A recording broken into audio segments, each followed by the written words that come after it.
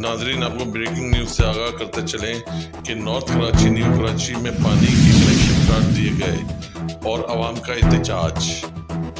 North Karachi new Karachi में पानी के कनेक्शन काट दिए गए, पानी की फराहमी बंद हुए 14 रोज गुजर गए।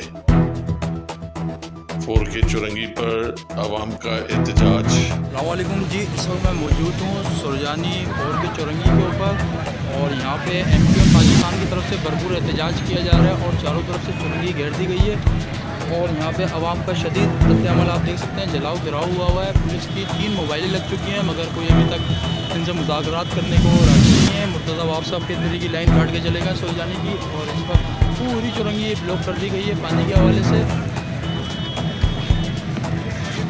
ये एक हमारे पास जनाब मौजूद है, इनसे पूछते हैं। अस्सलाम वालेकुम जी सर, बताएंगे यहाँ क्या हो रहा है?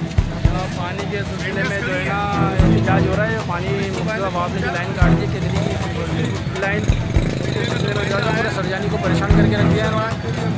एक तो बिजली से पहले से परेशान था, पानी से और महरूम कर दिया।